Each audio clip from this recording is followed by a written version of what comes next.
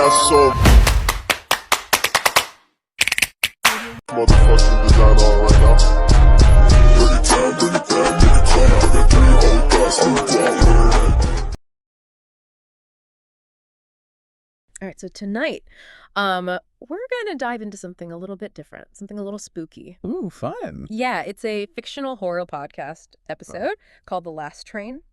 And it's one of those stories that, like, starts out innocently enough. Okay. Late at night near empty train. You know, that kind of quiet that makes you really hyper aware Yeah.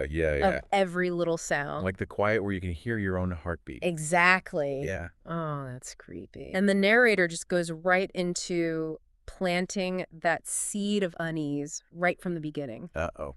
There's this warning, some journeys have no end. Hmm. I don't know about you, but that line it immediately made me think of, like, all those times that I felt a little too alone on a late night commute. Oh, yeah, for sure. Like that vulnerable feeling when you're surrounded by strangers, Right. especially in the dark. And this episode, it's like it takes that familiar feeling and twists it into something sinister. Yeah, it really does. And it starts with this man getting on this unusually empty train.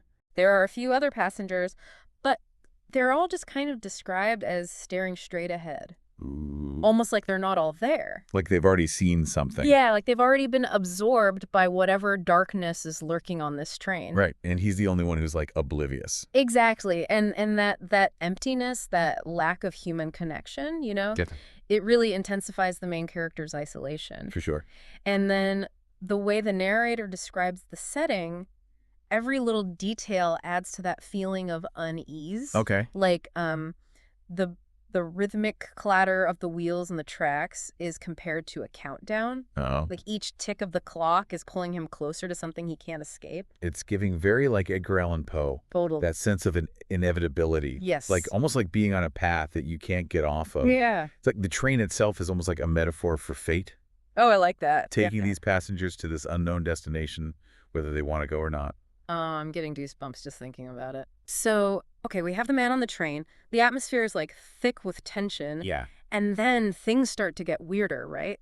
The lights start to flicker and dim. Oh, no. And they cast these long, unsettling shadows. And suddenly it gets colder, as if this chill has just seeped into the air. It's like the train car itself is becoming hostile. Yes. You know, like reflecting the growing danger. Right. And it does this all without relying on jump scares or gore or anything. Right. It just builds the tension so slowly. Exactly. It's through these subtle shifts in the atmosphere that makes the listener feel like something is really wrong. Yeah, like something's off. Yeah. And then from the end of the train, there's this shuffling sound. Okay. And the man looks back, but there's no one there, but the sound keeps coming back. Ew. Almost like footsteps, these heavy, dragging footsteps. Oh, it's like our minds just fill in the blanks. Yeah. We can almost like feel those footsteps getting closer. Exactly. And just when you think it can't get any creepier, this tall, thin figure appears in the aisle walking towards the man. Oh, God. And he's described as lifeless, almost like a walking corpse. Oh, that's creepy. But then just as suddenly he vanishes. Oh, that's even worse. Yeah,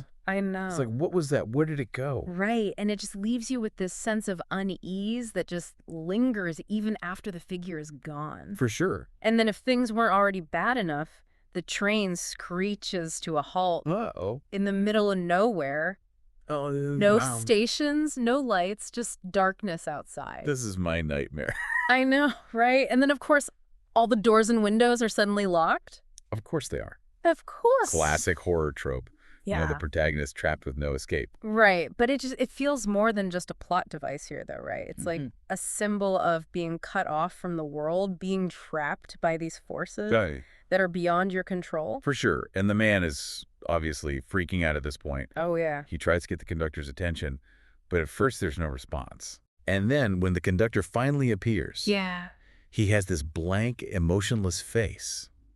And the man asks, you know, what's going on? Now, what does he say? And the conductor simply says, this is the last train. Chills, literally chills. Right. And it goes back to that warning from the narrator earlier. Some journeys have no end. Oh, yeah. And it makes you think, what does that actually mean? Right. Like, is it a literal train with no destination, or is it something a little more symbolic? Yeah. And I think to explore that further, we need to look at what happens next. Okay, let's do it. You know that line, this is the last train. It's like a sentence is being handed down. Yeah. It just hangs there in the air. Right. And you can't help but wonder, is it the train itself? Right? That's the last one? Or is it the last train for him, like Right. specifically? Ooh, interesting. Like his last ride. Yeah, like a point of no return. Right. A decision that like seals his fate. Exactly. And the episode definitely plays with that idea, right? Yeah. As the man tries to escape, but he's completely trapped. Yeah. Right. And it's such a classic horror element, but Yeah. what makes it so effective in this episode is that it's not just physical confinement. Right. It's that feeling of being trapped Yeah. by your choices, by circumstances you can't control. And it's like amplified by the way that the world outside the train transforms. Right. When he tries to open a window, Hmm. he sees this barren, desolate landscape. Yeah, it's like a visual representation of his hopelessness. Totally. It's like the last train has taken him to like a physical location, Right. but also like to a place of utter despair. Okay. So we have this sense of inescapable doom, Right. both physically and metaphorically. Yeah. But the conductor, he's the one who says that chilling line about the last train. What role do you think he plays in all of this? That's the question, isn't it? Yeah. Is he a villain? Yeah. Is he a guide? Is he just another passenger stuck on this terrifying ride? I think about that a lot. Yeah. He could be seen as, a grim reaper type figure. Yeah. Cold, emotionless, ushering people towards their final destination. Okay.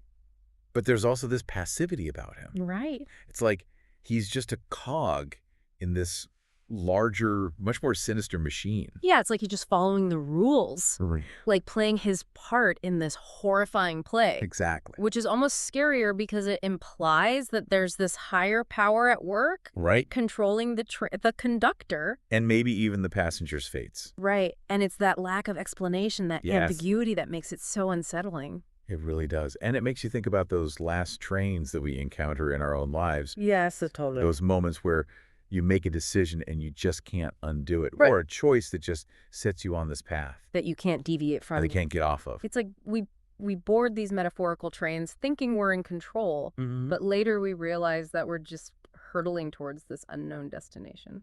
Yeah, and we can't change course. Yeah, and that feeling of being trapped, of powerlessness. It's primal. Yeah, it is. And this episode just taps into that so brilliantly.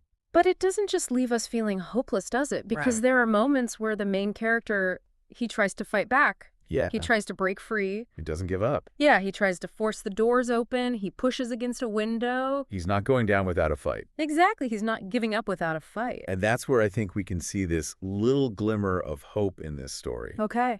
Because even though he's on this last train, Yeah. the man still has a little spark of defiance, Right. He's still trying to have some control over what happens to him.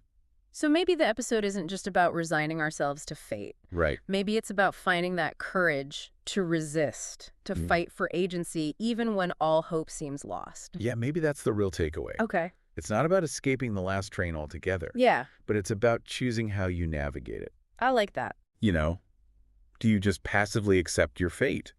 Or do you fight for a different destination? Even if the journey is full of terror and uncertainty. Exactly. It's really interesting how this fictional story about a last train has got us thinking about some pretty real-life, heavy stuff. It's true. Like, I've been thinking about all those times that I felt stuck. Like, maybe I was the one who closed the door on an opportunity. I think that's what a good horror story does. Yeah. It takes those abstract fears we all have Yeah. and makes them real, gives them a shape. Right. Something we can actually deal with. Right. And it allows us to explore those fears in a safe space. Exactly. Even if it's just through fiction. Right. But the story of the last train, it doesn't just present that problem of feeling trapped. Right. It also hints at a possible solution. He does. The main character, even though he's terrified, Yeah. he keeps fighting. He doesn't just passively accept his fate. Exactly. And that's what makes the episode kind of empowering.